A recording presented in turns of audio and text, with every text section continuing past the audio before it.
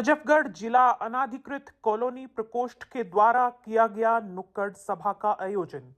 नजफगढ़ जिला अनाधिकृत कॉलोनी प्रकोष्ठ के द्वारा भाजपा प्रत्याशी संदीप सहरावत की नुक्कड़ सभा मटियाला विधानसभा के श्याम विहार नंगली वार्ड में आयोजित की गई। इस सभा का आयोजन प्रकोष्ठ जिला संयोजक केपी तोमर के नेतृत्व में किया गया। सभा में प्रकोष्ठ सह संयोजक राजेश सैनी, मटियाला विधानसभा मंडल प्रकोष्ठ की पूरी टीम सहित अन्य कार्यकर्ता मौजूद रहे। इस दौरान संदीप सहरावत ने स्थानीय नागरिकों को संबोधित करते हुए भाजपा की नीतियों और योजनाओं के बारे में जानकारी दी और क्षेत्र के विकास को लेकर अपनी प्रतिबद्धता जाहिर की। उन्होंने अनाधिकृत कॉलोनियों के नियमितीकरण, बुनियादी सुविधाओं के विकास और जन कल्याणकारी योजनाओं को तेजी से लागू करने का आश्वासन दिया। सभा में उपस्थित लोगों ने भाजपा प्रत्याशी को अपना समर्थन देने का भरोसा दिलाया और विधानसभा चुनाव में भारी बहुमत से विजयी बनाने की प्रतिबद्धता दोहराई। इस अवसर पर भाजपा कार्यकर्ताओं ने पार्टी की नीतियों का प्रचार प्रसार किया और लोगों से अधिक संख्या में मतदान करने की अपील की। पिताजी खुद डीटीसी में कंडक्टर है, तो आप खुद सोच सकते हैं मैं आप सबके बीच में से निकला हुआ हूँ।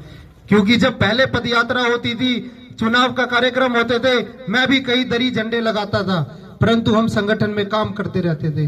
अब संगठन ने और पार्टी ने जो जिम्मेवारी दी है वो आप सबकी सेवा के लिए भेजा है और ये निर्णय आपको करना है कि आने वाली 5 तारीख को आप किसको वोट देंगे। परंतु वोट डालने से पहले अपने बच्चों के चेहरों को, अपने बच्चों की आंखों में उन सपनों को जरूर देखना जो वो सपना देखना चाहते हैं। जब प्रधानमंत्री जी ने बोला कि ये आपदा की सरकार है, क्या होती है आपदा?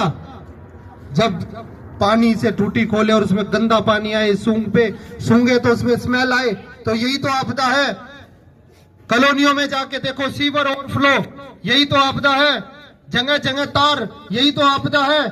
और जो सबसे बड़ा अधिकार है हमारा खुले में सांस लेने का, और हम सांस भी ना ले पाए, तो ये आपदा ही है।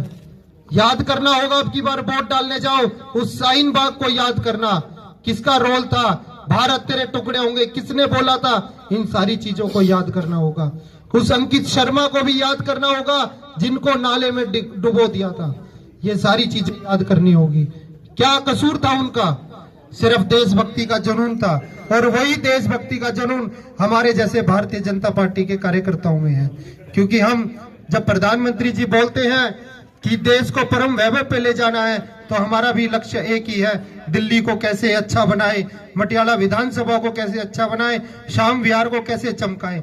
तो ये सब आपको निर्णय लेने हैं। तो आने वाली 5 तारीख को आप एक बार इस सेवक को मौका दे, एक बार अपने बेटे को भरोसा करें, क्योंकि आप देखेंगे मैं आपके बेटे और आपके भाई, आपके बच्चे जैसा हूँ।